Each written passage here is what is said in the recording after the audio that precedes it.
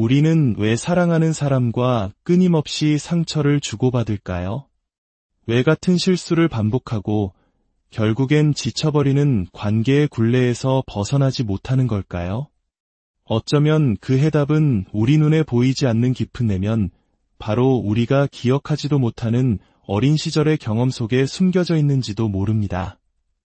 오늘 우리는 세계적인 중독, 스트레스, 그리고 아동기 트라우마 전문가인 가보르마테 박사의 깊은 통찰을 통해 우리 삶을 지배하는 보이지 않는 힘의 정체를 파헤쳐보고자 합니다.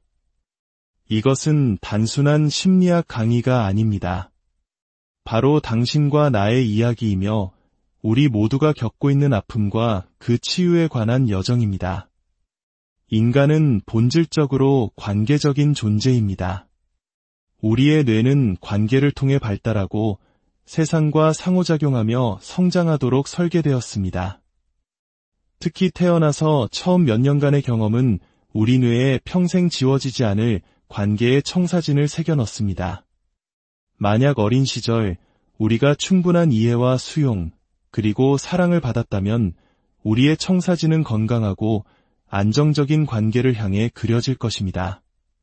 하지만 반대로 이해받고 보살핌받고 인정받고 싶은 아이의 기본적인 욕구가 채워지지 않았다면 어떻게 될까요?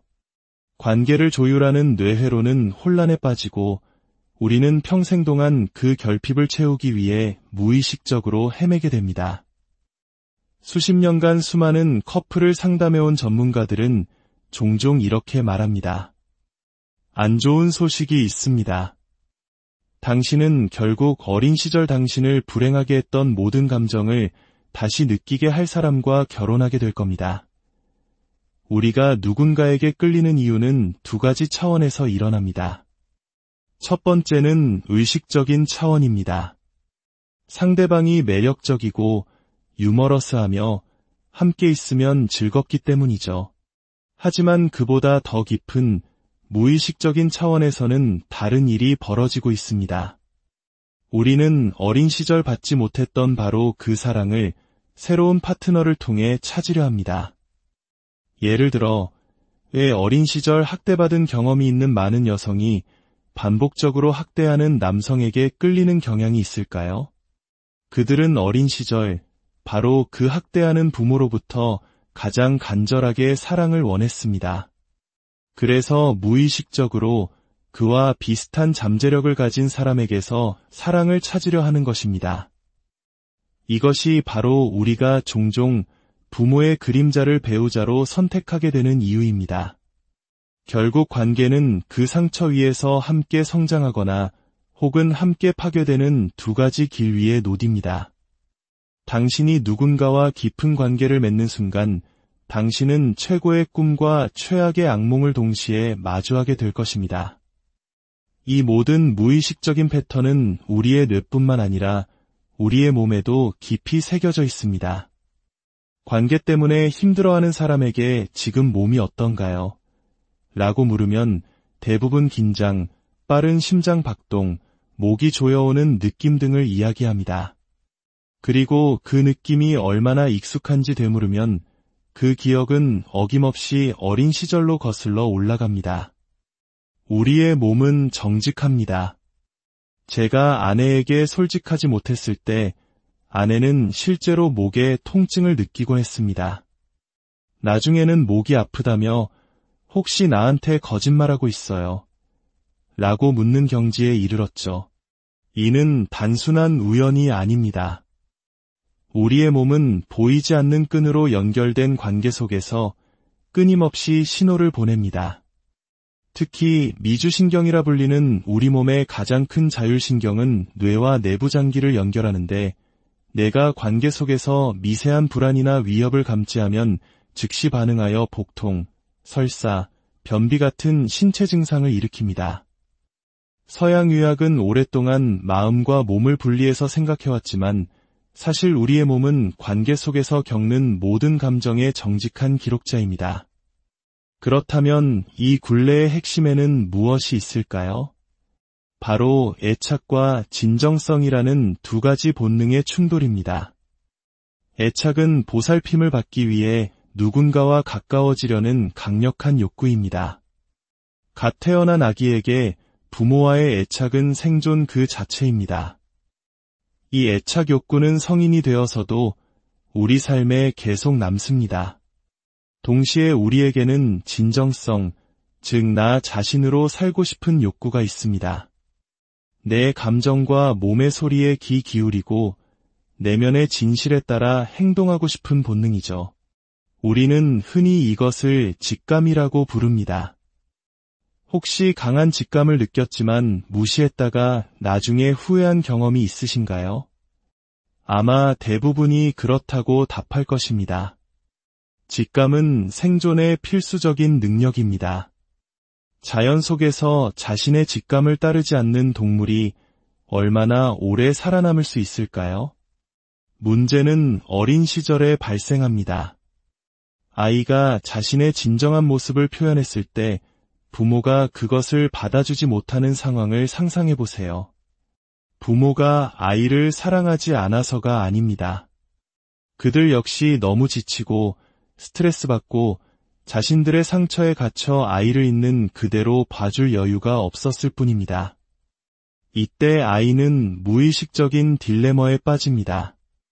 나 자신으로 살 것인가, 아니면 사랑받기 위해 나를 억누를 것인가. 생존을 위해 아이는 언제나 후자를 선택합니다. 애착을 유지하기 위해 자신의 진정성을 포기하는 것이죠. 바로 이 지점에서 우리는 자신의 직감과 멀어지기 시작합니다. 그리고 이 패턴은 평생 우리를 따라다닙니다. 청소년기에는 친구들에게 인정받기 위해, 성인이 되어서는 사회와 직장에서 받아들여지기 위해 나 자신을 끊임없이 억누릅니다. 그러다 문득 깨닫게 됩니다. 내 삶에서 무언가 빠져 있어. 바로 나 자신이. 그렇다면 어떻게 잃어버린 진정성을 되찾을 수 있을까요? 첫걸음은 알아차림과 자기 연민입니다. 내가 왜 이렇게 되었는지 자책하는 대신 그것이 살아남기 위한 최선의 방법이었음을 이해하고 스스로를 다독여야 합니다. 진정성을 회복하는 가장 실질적인 방법은 아니오와 예를 제대로 사용하는 법을 배우는 것입니다. 많은 사람들이 거절하는 것을 두려워합니다. 특히 직장에서 아니오라고 말하지 못하는 경우가 많죠. 아니오라고 말하지 못할 때 당신의 몸과 마음에는 어떤 일이 일어나나요? 아마도 기진맥진하고 피로하며 에너지가 고갈되는 느낌을 받을 겁니다. 그 피로는 결국 배우자와 자녀에게까지 영향을 미칩니다. 그렇다면 왜 우리는 아니오라고 말하지 못할까요? 그 이면에는 내가 거절하면 기회를 잃을 거야, 또는 사람들이 나를 싫어할 거야 와 같은 깊은 두려움이 숨어 있습니다. 하지만 그 두려움의 뿌리를 따라가 보면 그것은 현재의 상황과는 아무런 관련이 없는 아주 오래된 어린 시절의 결핍감과 연결되어 있음을 발견하게 됩니다. 과거의 낡은 프로그램이 현재의 나를 조종하고 있는 셈이죠. 진정성을 찾는 여정은 아니오라고 말해야 할 때 용기 있게 말하고, 동시에 내 삶의 열정과 소명이 예라고 외칠 때 주저없이 따르는 것입니다. 많은 여성들이 이 사회에서 아니오라고 말하지 못하도록 길들여져 왔고, 그 대가로 엄청난 정신적, 신체적 고통을 겪고 있습니다. 한 연구에서는 불행한 결혼 생활 속에서 자신의 감정을 표현하지 않은 여성이 감정을 표현한 여성보다 사망할 확률이 4배나 높았다는 충격적인 결과가 나오기도 했습니다. 행복이 아니라 진정성, 즉 자기 표현이 생존의 핵심이었던 것입니다. 이러한 내면의 고통은 종종 중독이라는 형태로 나타납니다. 우리 사회는 중독을 개인의 의지박약이나 도덕적 결함으로 치부하지만 이것은 진실과 거리가 멉니다. 중독은 선택이 아니라 참을 수 없는 고통을 잠시나마 잊기 위한 처절한 자기치료 행위입니다. 중독을 이해하려면 고통을 이해해야 합니다. 헤로인 중독자들에게 헤로인이 어떤 느낌을 주는지 물었을 때 한 명은 따뜻하고 부드러운 포옹 같았어요 라고 말했습니다. 또 다른 사람은 3살 때 열병으로 떨고 있을 때 엄마가 따뜻한 담요로 감싸주고 닭고기 수프를 떠먹여주는 느낌이었죠 라고 답했습니다. 그들이 갈망했던 것은 마약이 아니라 바로 사랑과 연결감이었습니다. 중독은 단지 약물에만 국한되지 않습니다. 1. 쇼핑, 도박, 인터넷, 음식, 심지어 극단적인 스포츠까지 우리에게 일시적인 쾌락이나 안도감을 주고 갈망하게 만들며 결국 부정적인 결과를 초래함에도 불구하고 멈출 수 없는 모든 행위가 중독이 될 수 있습니다. 따라서 우리는 왜 중독되었는가, 가 아니라 왜 그토록 고통스러웠는가 라고 물어야 합니다. 그리고 그 고통의 근원을 찾아가다 보면 우리는 다시 한번 어린 시절에 채워지지 않은 결핍과 마주하게 됩니다. 사회적으로는 의미 있는 일자리와 공동체의 상실, 고립감의 증가가 중독을 부추깁니다. 고통받는 사람들을 처벌하는 것은 문제의 본질을 외면하는 것일 뿐입니다. 그들은 단지 사랑을 찾고 있었을 뿐입니다. 이 모든 이야기의 중심에는 트라우마가 있습니다. 트라우마의 어원은 상처를 의미하는 그리스어입니다. 즉, 트라우마란 치유되지 않은 마음의 상처입니다. 중요한 것은 트라우마는 당신에게 일어난 사건 그 자체가 아니라는 점입니다. 그 사건의 결과로 당신의 내면에 무슨 일이 일어났는지가 바로 트라우마입니다.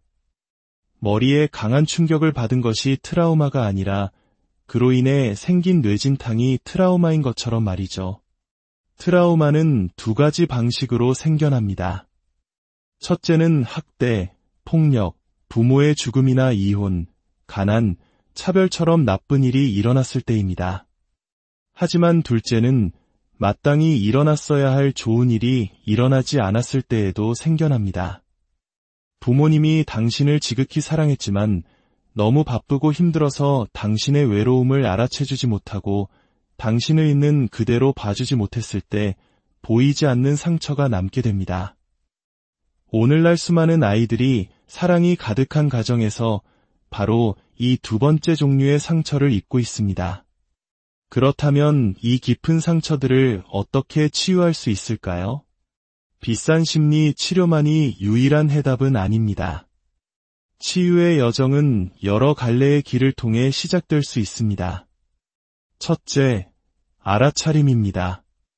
나는 문제가 있는 사람이야가 아니라 나에게 그런 일이 있었구나 라고 관점을 바꾸는 것만으로도 거대한 변화가 시작됩니다. 요즘은 유튜브나 책을 통해 트라우마에 대한 좋은 정보를 쉽게 얻을 수 있습니다.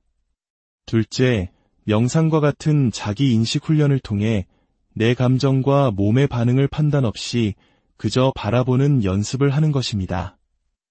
이는 내면의 폭풍 속에서 고요한 중심을 잡는 법을 배우는 과정입니다. 셋째, 믿을 수 있는 친구에게 조언을 구하는 것이 아니라 그저 내 이야기를 들어달라고 부탁해보세요. 다른 사람에게 온전히 수용받는 경험은 그 자체로 강력한 치유의 힘을 가집니다. 넷째, 자연과 연결되는 것입니다. 신발을 벗고 흙을 밟고 나무를 껴안고 풀의 향기를 맡아보세요. 자연은 우리에게 아무것도 요구하지 않으면서 우리를 있는 그대로 품어주는 위대한 치유자입니다. 마지막으로 관계 속에서의 치유입니다. 관계는 상처의 근원이기도 하지만 가장 강력한 치유의 장이 될 수도 있습니다. 55년의 결혼 생활을 한 노년의 전문가는 최근 몇 달 사이에 아내와의 관계에서 놀라운 치유를 경험했다고 고백합니다. 과거의 상처에 기반한 자동적인 반응을 내려놓고 서로를 지금 이 순간의 존재로 바라볼 수 있게 되었을 때 관계는 놀라울 정도로 신선해지고 새로워질 수 있습니다. 우리는 늙어서 노는 것을 멈추는 것이 아니라 노는 것을 멈추기 때문에 늙는다는 말이 있습니다. 치유란 과거의 상처가 만든 감옥에서 걸어나와 지금 이 순간을 온전히 살아내며 다시 어린아이처럼 놀 수 있는 자유를 되찾는 과정일지도 모릅니다. 이러한 지혜로운 이야기들이 더 많은 분들에게 닿아 그들의 삶에도 따뜻한 위로와 변화의 씨앗이 될 수 있도록 잠시 시간을 내어 좋아요와 구독으로 여러분의 마음을 표현해 주신다면 정말 큰 힘이 될 것입니다. 여러분의 작은 움직임이 누군가에게는 절실한 희망이 될 수 있습니다. 당신의 내면에는 아직 발견되지 않은 무한한 치유의 힘이 잠재되어 있습니다. 그 힘을 믿고 오늘부터 자신을 향한 따뜻한 알아차림의 첫걸음을 내디뎌